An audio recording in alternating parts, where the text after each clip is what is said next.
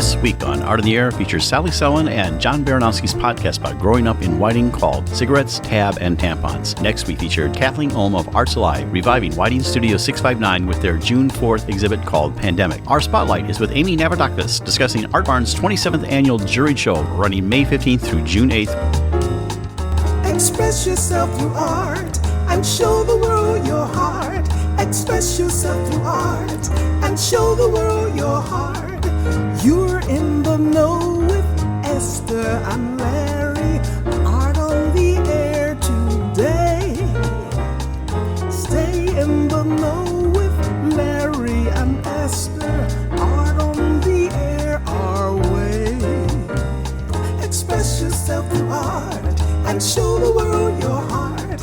Express yourself through art and show the world your heart. Welcome. You're listening to Art on the Air on WVLP 103.1 FM and Lakeshore Public Radio 89.1 FM, our weekly program covering arts and arts events throughout Northwest Indiana and beyond. I'm Larry Breckner of New Perspectives Photography, right alongside here with Esther Golden of The Nest in Michigan City. Aloha, everyone. We're your hosts for Art on the Air.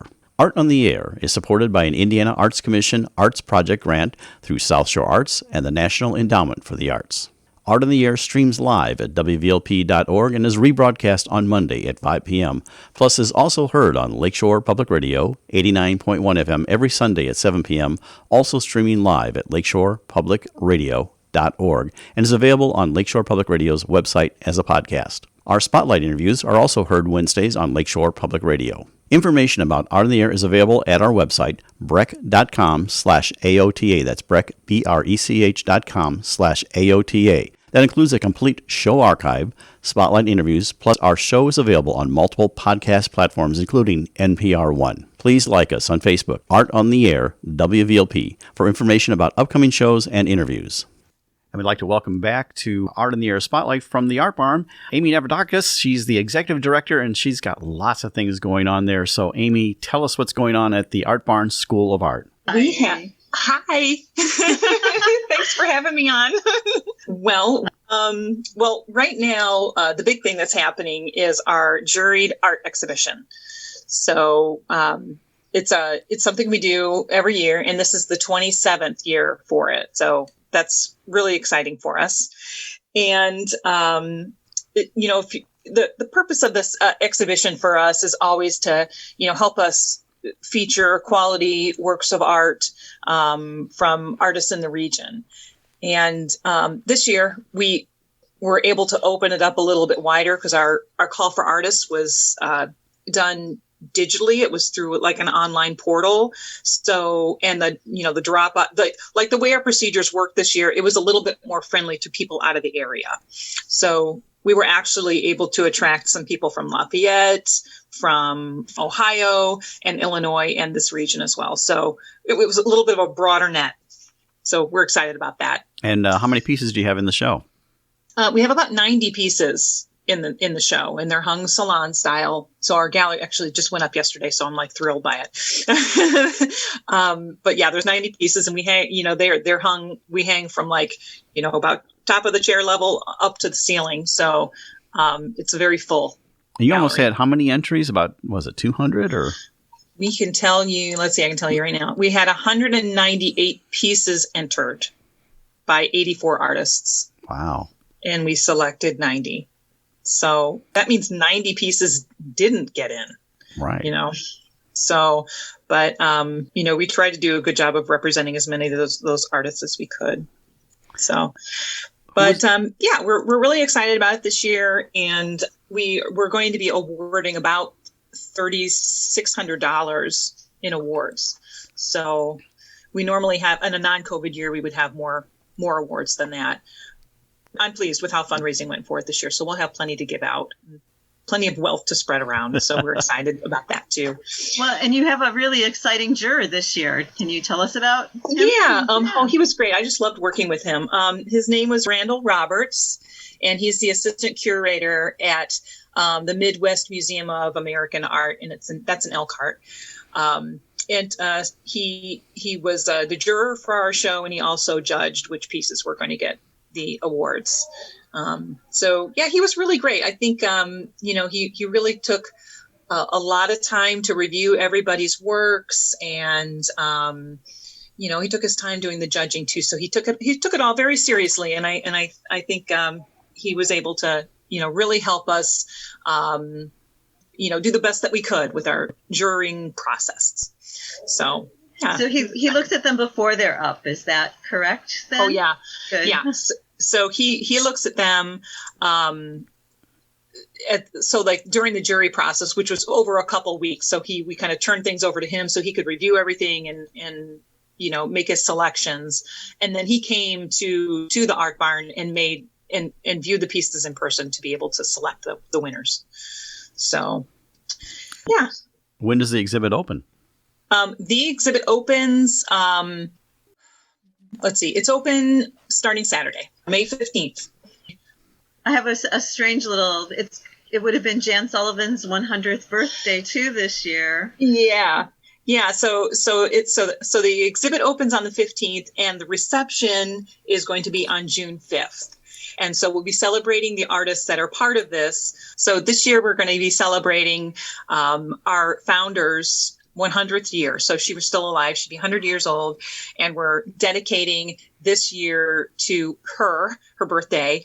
And this exhibition is also dedicated to her. So at that opening reception, we're going to be kind of announcing that kickoff and our fundraiser for next year. So we've got some special plans for that. We have about a minute left, so tell us some of the other things going on at the Art Barn School of Art. Absolutely. So we're getting ready to, we've already started taking reservations for our summer classes, and that also includes summer camps. So we have quite a few new summer camps that are going to be happening. So we still have some space in those if anybody is interested. We're doing a piñata camp, a plushies camp, which is kind of making your own stuffed animal. And we also have our very popular clay camp as well. So that's a 2-week camp. So there are other things. I encourage you to visit our website to kind of get an idea about what all of those are. But summer camps are a big deal for us in the summer. Quickly tell us the website. Yeah, it's artbarnschool.org. And you can also be found on Facebook. Yes. Art Barn School of Art, I believe, is what it is. Art Barn School of Art is at 695 North, 400 East in Valparaiso, and you can see the 27th Annual Juried Exhibition. Amy, thank you again for being on Art of the Year Spotlight. Thank you, Amy. Thank you. You're listening to Art on the Air, WVLP 103.1 FM, and on Lakeshore Public Radio 89.1 FM. Sally and Johnny worked in Mom's shop across from the A&P. They were always sent to get cigarettes, tab, and tampons in Whiting, Indiana. Once, my mother rolled a cigarette into my hair while giving me a perm. Johnny earned $1 for a hard job and 75 cents for an easy job. Join me and John as we share stories of growing up in Whiting, Indiana. Meet our friends and family, visit the character and culture-filled patchwork gift shop, and hear the adventures we shared in a lifetime of friendship, which all started in the little city on the lake. And what you just heard was the opening to a wonderful podcast for Northwest Indiana. You described a little bit about that, and we're pleased to have the participants of that podcast to tell us a little bit more, maybe even give us a sample of that. John Buranosky and Selwan, they're here to tell us a little bit about cigarettes, tab, and tampons. Their podcast centered around Whiting, Indiana and Northwest Indiana. Welcome to Art on the Air. Well, thank you so much, Dr. Lab and Esther. Appreciate it. Okay. Yes, thanks for having us this afternoon. Oh, we'd love to have you. Well, anyway, we'd like, first of all, for our audience to know a little bit about each of you. And I'll start with you, John. Tell us about your journey a little bit, how you got from where you were to where you are now, without giving away anything on the podcast stuff, because we want you to kind of reveal it there. But tell us a little bit about that, and then we'll move to Sally. Well, I was a poor little farm boy. No, that is not true. My family came from Pittsburgh, Pennsylvania, and we were then shifted to Whiting, Indiana after my father got a job at the First Bank of Whiting, which is now Centier Bank, with branches all over the place in Northwest Indiana. And the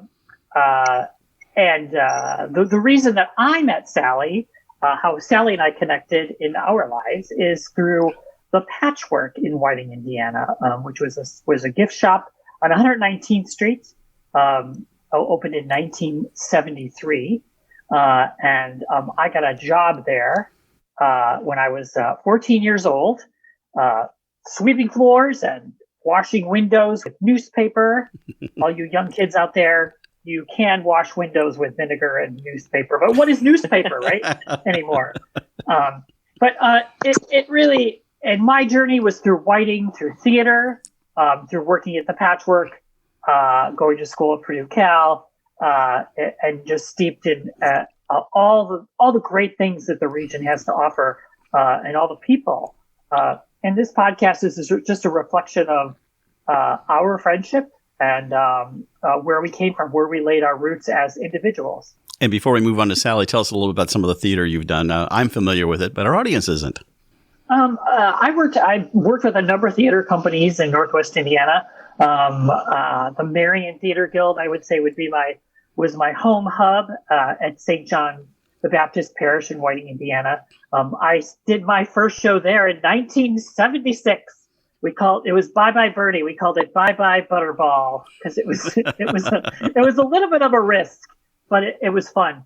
And I think my last show there, I co-directed and did the set with Shelley Crosby, Shrek. And was in the show too. That was the last show I was in there. And I've worked with Community Showcase, which is now defunct. The Players in Munster, Indiana, and the Toll Theater. I can't forget the Toll Theater in Hammond, Indiana, where I've directed and been in many shows there. Very good. And I've seen a lot of those shows. In fact, I designed lighting for a show at Marion once for I think it's a Dracula production. So, but Sally, let's move on. Let's move on to you. Tell us about your journey. Well, I was born at St. Catherine's Hospital, which I believe is technically in East Chicago, Indiana, and my mother used to work at Rudolph's House of Beauty on 119th Street in Whiting, Indiana. My father was a truck driver who, after he retired from being a truck driver, went to work at Poppins Auto Service. So I'm definitely a child of downtown Whiting, and grew up technically in Robertsdale. But my mother was very involved in Marion Theater Guild that John mentioned. Right around in the early 70s, she started to do hair and makeup, and then eventually costumes, and did all kinds of backstage things for Marion Theater Guild. And while she worked there, she got to be friends with the Miller family, Victoria Miller and Patty Miller and Beth Miller, who were related to the Gazdas. The Gazdas was a really popular clothing store back in the 70s in Whiting. And through a turn of events, they decided to take over a storefront in downtown Whiting and turn it into a flower and gift and craft store. And so my mother went and worked for them. So that was kind of the connection, and that was, how Johnny and I got together. And we always say that we've been friends since I was 8 and he was 13, just about. So a few years. And, Whiting is home. Whiting will always be home. And so there's a lot of stories, and obviously the theater crossover, the theater connection with the gift shop, is sort of where a lot of these stories were born. With this long-term friendship, did both of you stay connected this whole time? Not the entire time, honestly. I think with all of my long-term friendships, and I'm very fortunate in that I have quite a few, friends who I've been friends with or close with, really just about from birth. I think there's always a few times when you kind of drop out of each other's lives. Johnny moved quite a bit. He spent some time in Florida. He spent some time in Georgia. I spent time in Portland, Oregon. I lived in Washington D.C. for a while, but we've always been friendly, and there's the connection has never completely severed. And so, and the past 20 or so years, we've lived within a couple of miles of one another on the north side of Chicago. So it's been a terrific, it's one of my long-term relationships for sure. One question I have for both of you: what's your real jobs in the world? And we always ask that of some actors and things like that. But I know, Sally, you have kind of a unique profession, so you go first, and then John, tell us what you do to actually put money in the bank. Well, I'm actually enjoying some of my labor right now. This is a athletic brewing company. This is a Free Wave Hazy IPA. I've been selling beer for about 15 years. After I have a degree, I always say it's a useful degree in theater and drama, theater and English actually. And when you graduate with a theater degree, you find yourself in the restaurant industry. And so I was in the restaurant business, bartending, serving tables, managing restaurants for about 15 years after I finished college, and then found my way into beer distribution and beer sales. And I'm what is called a certified cicerone, in that I'm sort of like a beer sommelier, I guess is the easiest way to put it. And for the past 6 months or so, I've been working for Athletic Brewing, and we are the country's premier brewer of non-alcoholic craft beer. So you can literally drink beer all day if you drink Athletic, it's beer for all times. I've really gotten into, this non-alcoholic craft beer. It's something new on the horizon for people who want to have, a few beers in the afternoon, but don't want to have the hangover the next day. So that's my story. Oh, very good. And John, what are you doing to make a living? I should have had an athletic beer in my hand, but instead I just have a Crystal Light because I believe in me. Indeed. But my job journey has not been linear. But for the past 25 years, I've dwelled in the non-for-profit world, and for the last 15 years, I've been at the Shed Aquarium, and I currently am the director of training and development at Shed Aquarium for the people, not for the animals. So you don't have to swim with the fishes, so to speak.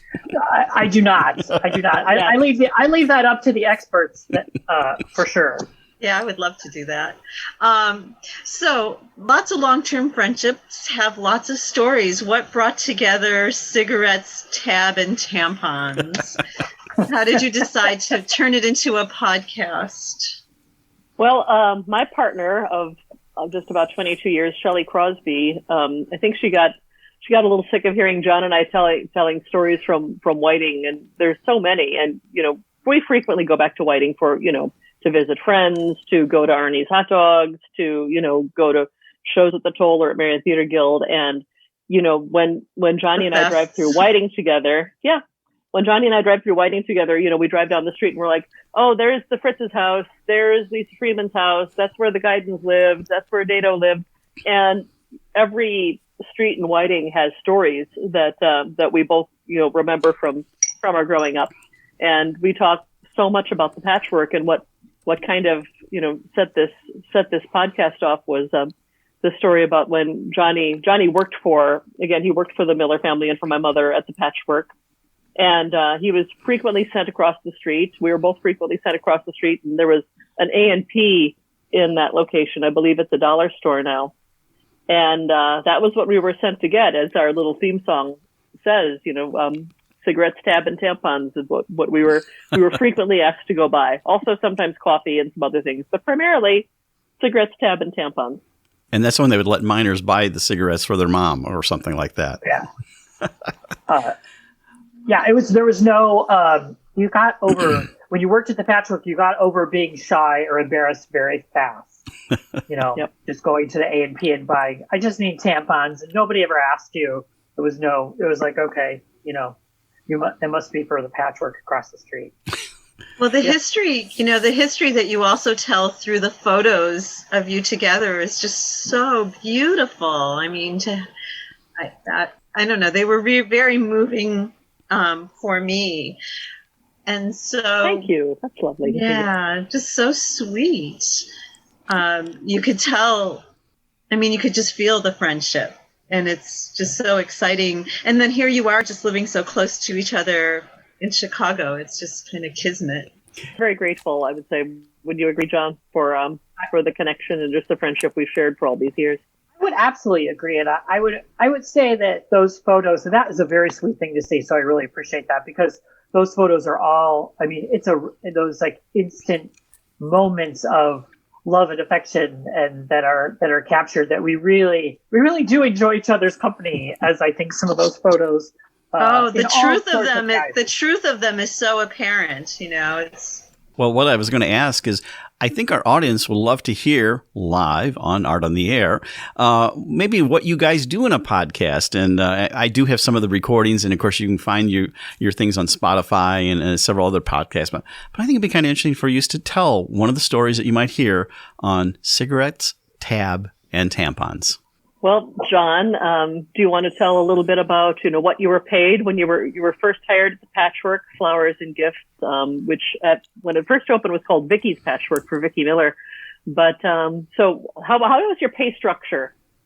My pay structure at the Patchwork, I sort of just went. I also worked at the Whiting News Company and had a formal paycheck there, with all your paperwork filled out, but when I went to the Patchwork, you're a Renaissance man.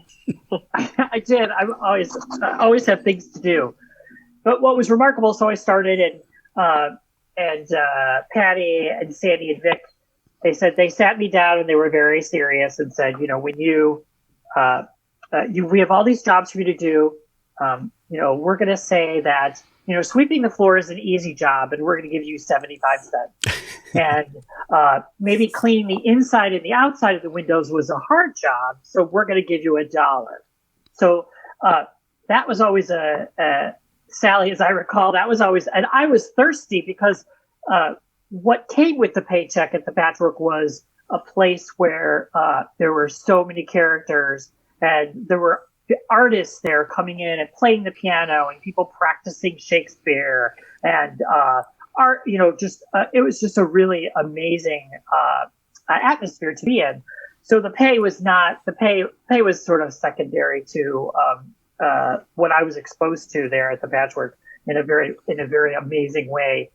Eventually, I will say that I did get on the payroll officially and made the minimum wage, but I think Patty said, "Mom, this can't just be a job by job reporting." I think it's so accurate. If the Patchwork had a liquor license, we would have been the first gay bar in Whiting, Indiana, because it was such a hub, and again, because all of the people who started the store were really involved in Marion Theater Guild, and then they went on to being involved in Community Showcase.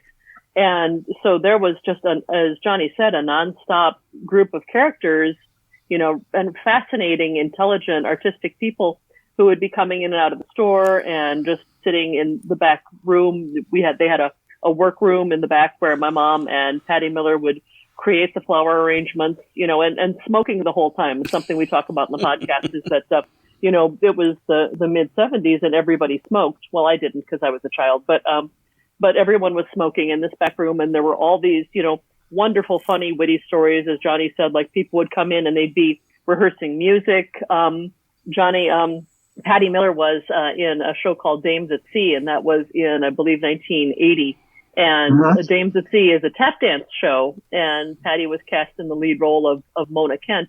And there was a day when Patty asked John to give her his underwear so that she could practice tap dancing in the basement, because she didn't have anything to tap dance in.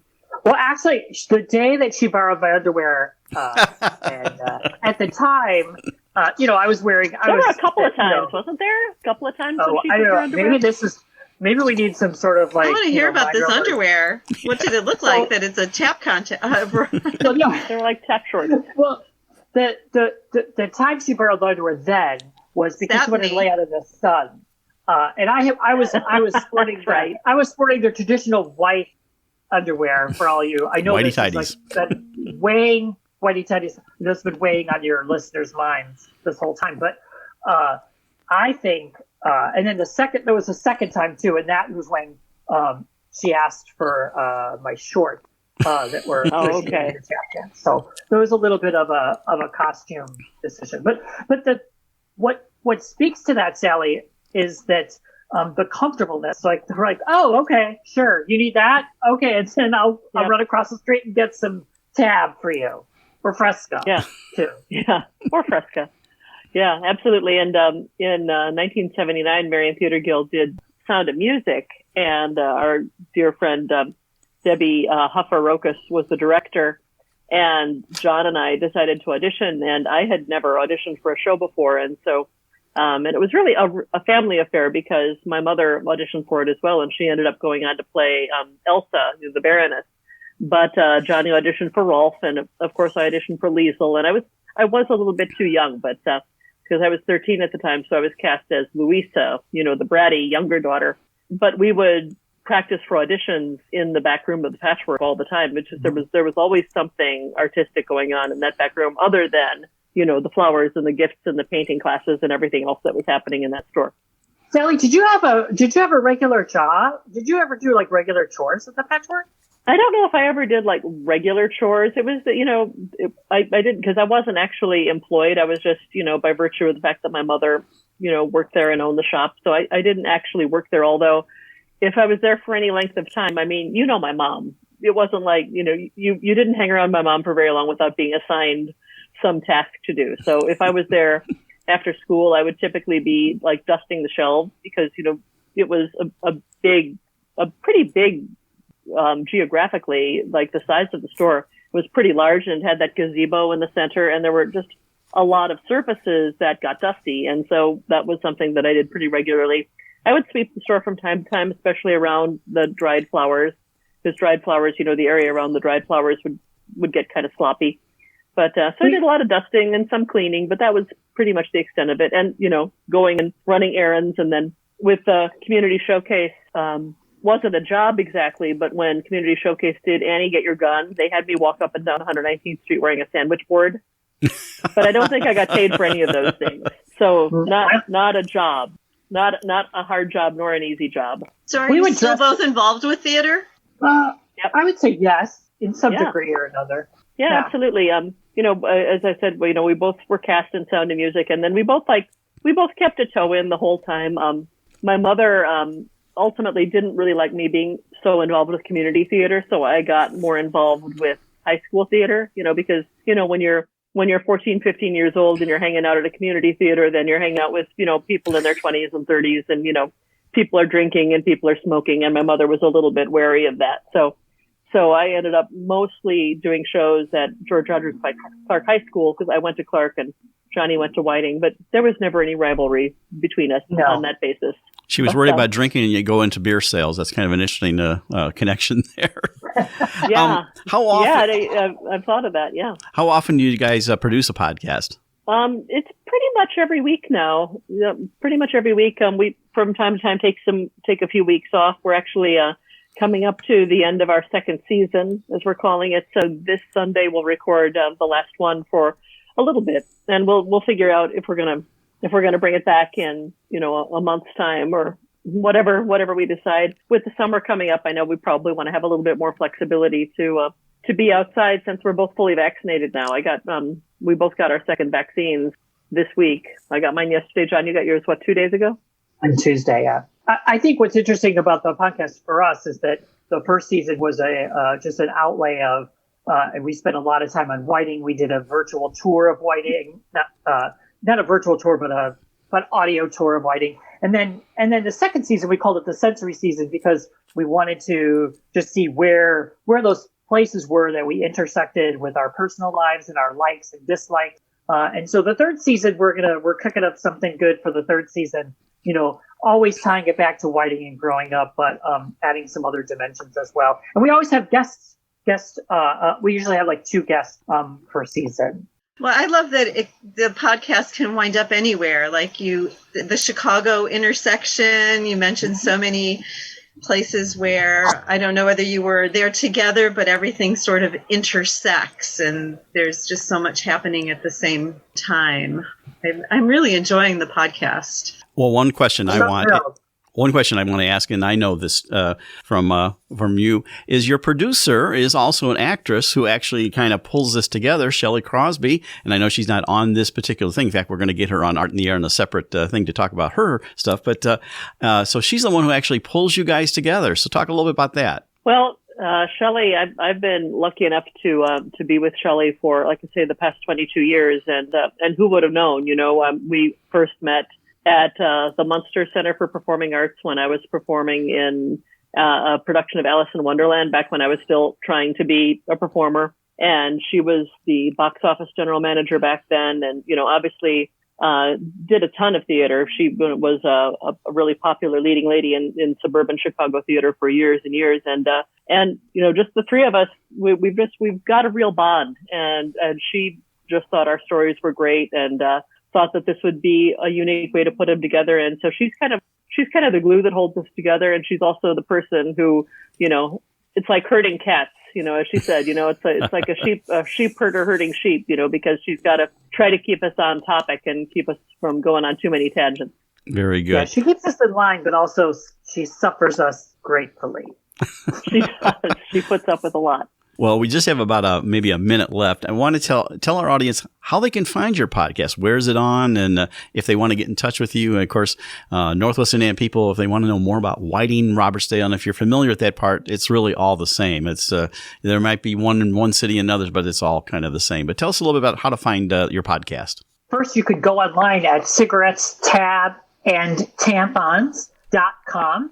And you can get the link on the Spotify link right on the website and see some amazing, what I think, and thank you, Esther, some great pictures that correspond with each of the podcasts that we do. We're available on most of the podcast platforms: Anchor, Apple, Spotify, as you mentioned. Yep. And we recorded on the Anchor podcast app, so that's a great place to listen to it. It's also a great place if you want to create your own podcast to do it there. And we are also on the Gram. We're on the Gram. Johnny keeps us up on the Gram and on the Facebook as well, and all the the usual social media platforms. Well, I think that's really great, and I enjoy it. And since I know all three of you to some degree or other, and of course Shelley and I go way, way, way back as far as theater, but we really appreciate you coming on Art in the Air to talk about cigarettes, tab, and tampons. Sally Selwan, John Buranosky, thanks for sharing your story with us and our audience. So wonderful. Thank you so much. Thank you, Esther. Thank you. Thank you so much. Thank you, Dr. Lab. Great to talk to you. Great to talk to you. You're listening to Art on the Air, WVLP 103.1 FM, and on Lakeshore Public Radio 89.1 FM. And we'd like to welcome to Art in the Air to complete our journey into Whiting for this show segment, Kathleen Ohm.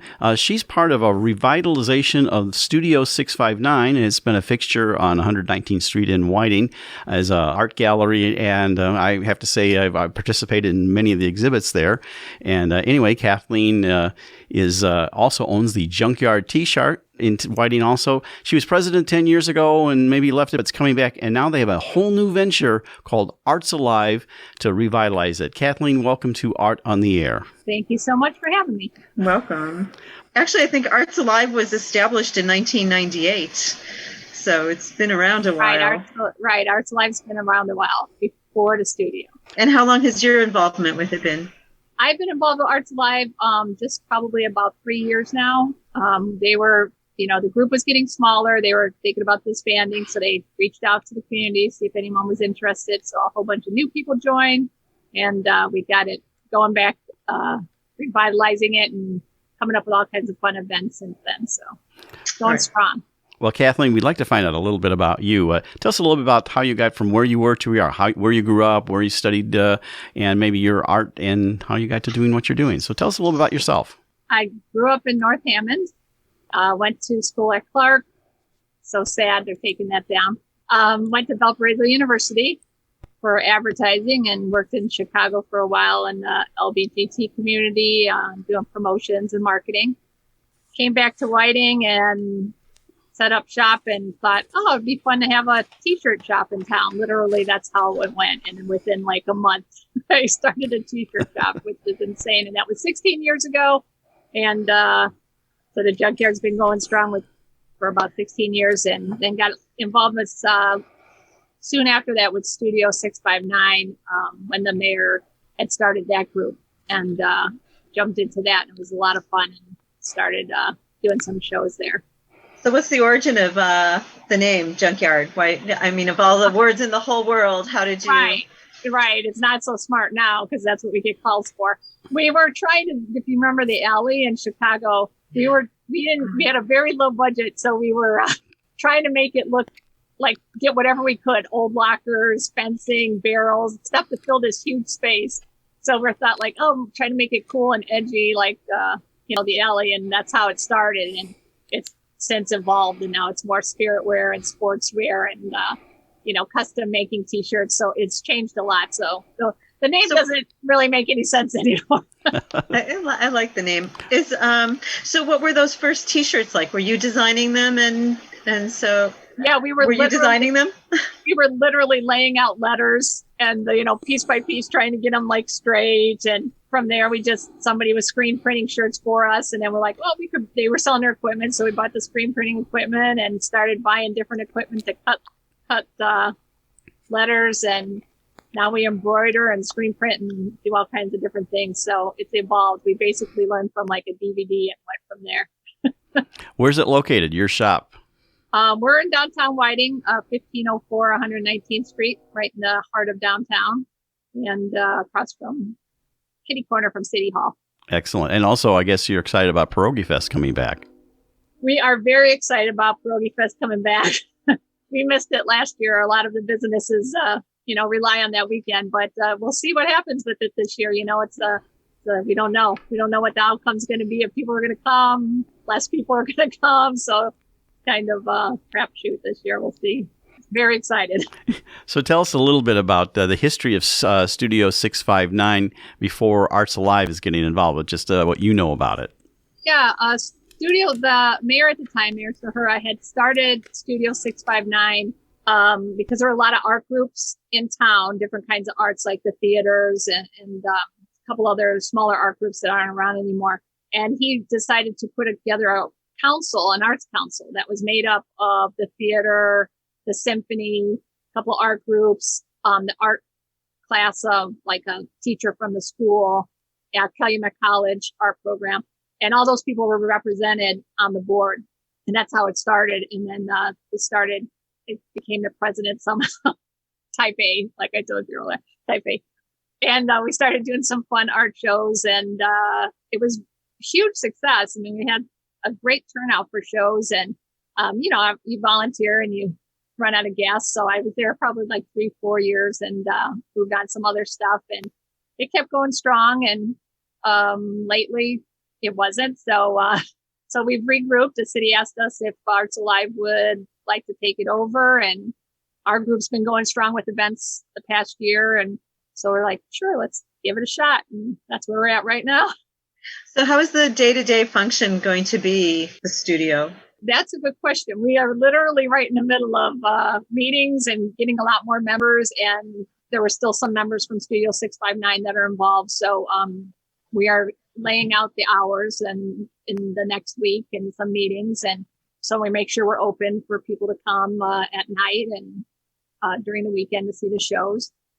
And that's we're all in the planning stages. I probably jumped the gun and said, let's do an art show on June 4th. We're opening it up. But I was excited. So it's great. We have a lot of great art coming. So we're painting the walls right now, cleaning it back up and getting ready for the show in June. Yeah, it's a tough time in Whiting. The other gallery, the Bank, 119th Street artists, they went by the wayside about a little over a year ago or more before. Yeah, Cornerstone, 119th Street artists. Yeah.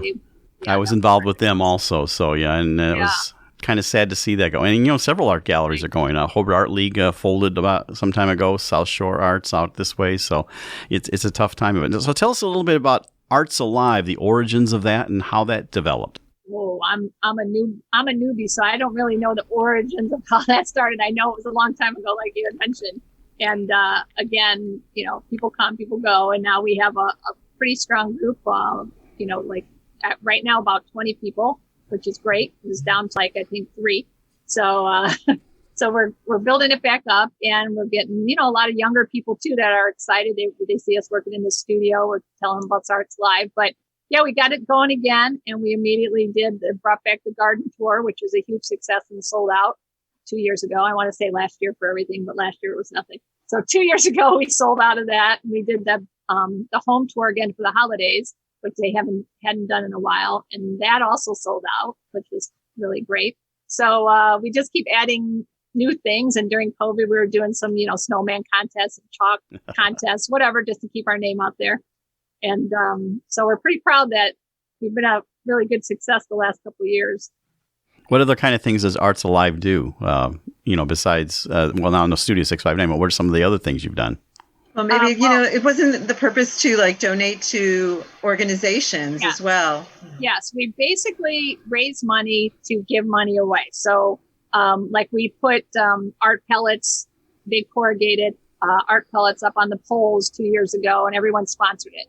So it was like $30 to get your name on it, and it all went to youth art month, which was March. And so we raised money so that when the school program might need a new piano, which they did last year, we bought them that, or if the theater needs something. So we just get letters from different art organizations and juried art shows and things like that in Whiting, Robertsdale, and we donate money to help them out, which is a pretty cool gig. So it is so beautiful. And is it just like Whiting, Robertsdale area that you do those for? It is. During COVID, the Toll Theater in Hammond reached out to us, and we donated to the Toll Theater because they were in need. And but mostly we try to keep it Whiting, Robertsdale. I would love to talk about this upcoming show. It's exciting, though. I know that you're feeling overwhelmed right now because I am. Because but I read that you already had submissions from all over the country. How many? We do. We have 35 pieces right now of art. How many can you take? Probably pretty close to capacity, but I'm convinced if anything great rolls in, I'll make the room. So it's been very exciting getting art from people I don't know, but also reaching out to some people I knew from college that are artists in Colorado and Michigan, and they've had art. And we even have some kids that have created art during COVID while they were in school, and how they feel, and it's pretty cool. And like everybody, it's not only artists, but the best thing about it is it's the people who became artists during COVID, like the people who took up crocheting or took up some pour art, where you're pouring the ink, the paint on the canvas. So that's the cool part. It's going to be a mixture of some really great artists and some really new artists. I know there's no fee to submit, but is there, can works be not for sale, or does everything need to be for sale? And what percentage does the gallery take? No, you don't have to sell your art. You can. And if you do, we take 20%. And we let everybody know that ahead of time. So there are definitely people that are not selling their art and want to hold on to it. And some people think that they're not good enough to sell their art because they're new artists. And I'm like, no, that's not true.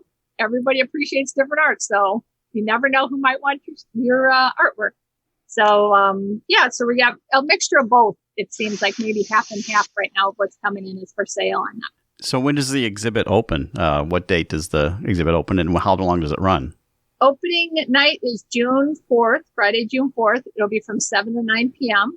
We'll have some of the artists will be there.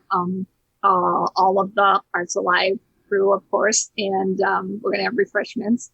The show is going to run through July 10th. And we also have cool windows right now. To just throw this out here. The Whiting Historical Society did the 2 front windows of all kinds of memorabilia from Clark High School, which is closing. We have 3 schools in Hammond and high schools that are closing, and Clark's one of them.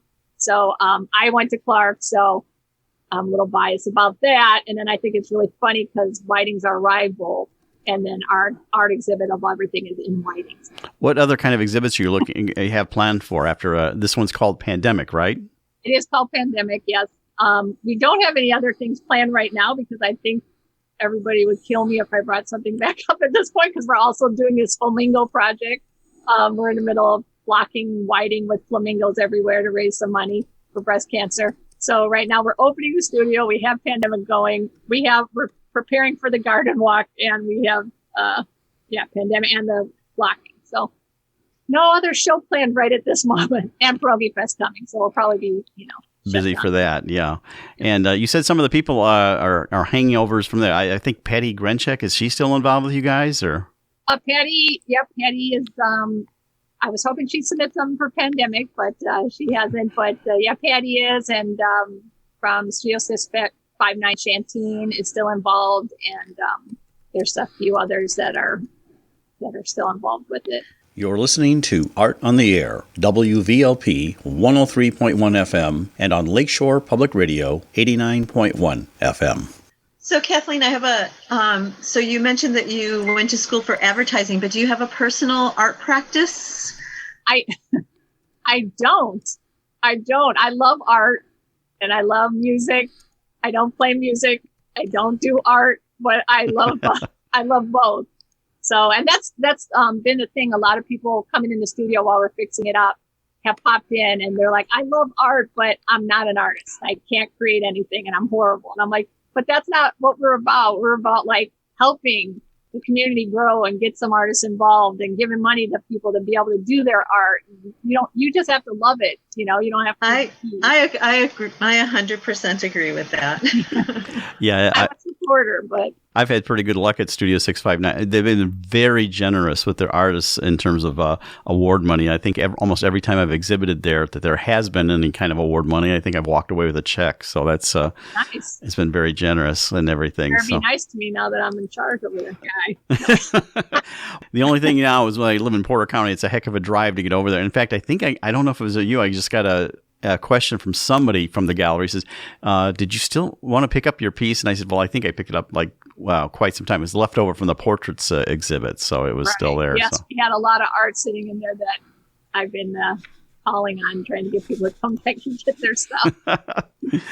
So anyway, you're integrated in the Whiting community in Robertsdale, and like I said, we don't know exhibit plans, but and you're fixing up the place. But what other things you might be percolating in terms of what Arts Alive can do with Studio 659? Well, with 659, we're definitely talking about classes. Again, when I was a part of it before, we had a lot of different like photography classes. We even had a ballroom dancing class that people love. So we're going to talk about that again for adults. We have a lot of kids programs in town because we have the Mascot Hall of Fame. We have the library that does a lot of stuff. Merchants do a lot of stuff. But we'll still do some kids projects. But I think there's a lot of adults that like to, try something new. And my partner is sign language interpreter. So a lot of people have expressed wanting to take a sign language class. We might, start adding some classes like that as well. And maybe open mics again. I know those were successful before when they were running Studio 659. Yeah, that's always a nice evening. Yeah, of course. It's great to sit around, listen to some music. What are the hours of the gallery? I know mostly you used to run on the weekend, but are you doing? Yeah, we have a meeting on Monday, which everyone, we have the word out. So we're hoping a lot of people come, but that's when we're going to decide. I definitely want to do, a couple nights during the week, but weekends as well opened. Whiting's pretty shut down on Sundays, but Saturdays are good. All the businesses are open. Kind of like everywhere. It seems like small town. So can you, and you don't have to answer this if it's giving away too much, but can you describe some of the art that's come in? I mean, what mediums has it been? Have you gotten sculpture in? Is it mostly paintings? I have gotten a few sculptures in. I thought I'd get more photography. We don't have a lot of photography. It's a lot of paintings. A lot of we have some cool. I don't even know how to describe it. Like kind of sculpture art with like nails and stuff in it. Looks extremely heavy. But a lot of we have a cool piece of someone that painted squares like for 100 days. Every day she was going to paint during it, and she's going to she thought it would only last like a very small amount of time, the pandemic, but then she's like noticed it kept going. She stopped at 100 days. But we also have some, like I said, some kids. So we're doing something cool. The kids are in school have these cardboard little barriers they put up, and I've seen some kids that decorate like around the outside of them and paint them. So we're going to have a few of those up from some kids that are going to be painting those. We have some collage work that's amazing coming from Michigan. So it's so exciting. It's all different, very different. So are you also, for anybody who can't make it to the gallery, is there going to be an online option? Are you going to feature it on Facebook so that so everybody can see it? Yeah, that's a very good idea. Thank you for sharing that. That's a good idea. Yep, I'll add that to my to-do list. I apologize for the more work, but it would be really great to. No, that's a great idea, especially now that we don't know if everyone wants to come out still, and some people are still distancing, so that would be a good idea. Yeah, and you're requiring people to wear masks and social distance as much as possible in your space. Yes, absolutely, yes. Especially pandemic show, that would be bad. I don't have anything I have that's pandemic worthy. I mean, I actually I've been concentrating more on the radio show, so I don't have any really new pieces. So yeah, some people. That's why I've been hearing from some artists. Some artists stopped creating altogether, which has been interesting. And then some people went, that's all they did. So some people I reached out to that I thought really would be in the show were like, no, I've been horrible. I haven't created it all during this. Well, Kathleen, we want to kind of wrap it up here. So we want you to give a chance of how they can get in touch with Studio 659 Arts Alive, how they get in touch with you, and information about finding out about you. So where can they go for those types of things? Well, Studio has actually a couple Facebook pages, Studio 659. One's a group, one's a gallery page. Arts Alive also has a Facebook page. They could get a hold of me anytime at studio659@aol.com. Or they could call me at the Junkyard T-shirt shop anytime as well. And that's either the Junkyard Store at AOL or 473-1501. And those are all the places right now. He has a phone number too, but we're so early in this that I don't even know the phone number at this point. Give us the dates of the show one more time. Pandemic. It's starting June 4th, Friday night, opening night. Everybody's welcome, family friendly, and it's running through July 10th. Very good. We were talking to Kathleen Ohm. She's the Vice President of Arts Alive. They're taking over the Studio 659 Gallery on 119th Street in Whiting. Thank you so much for coming on Art of the Air and sharing about your venture out there. Yes, thank you. Thank you guys so much. It was really fun. Sharing her brand new single, Just Be Kind, from Nashville, Tennessee, Anne-Marie Percerno.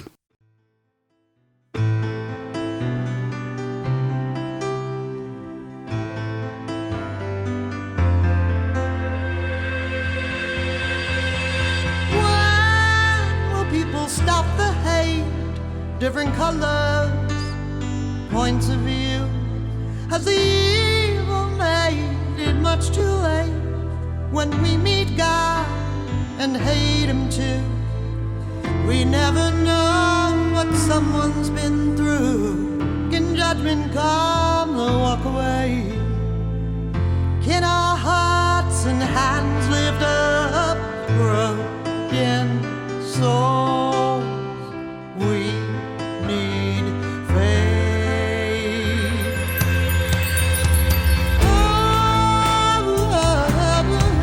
The world is crying, people are dying.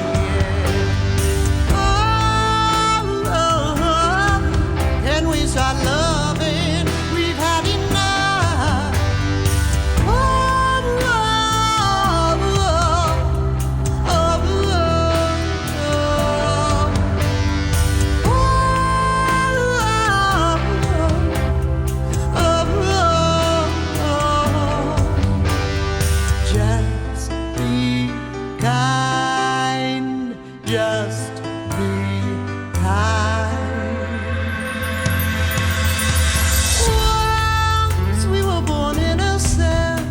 Saw the skies with wonder shades of blue.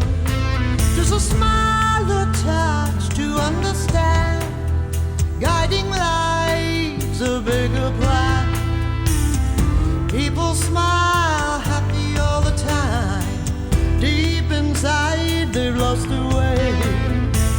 Give breath and life to ones who've all. Lend your hands, love and prayer.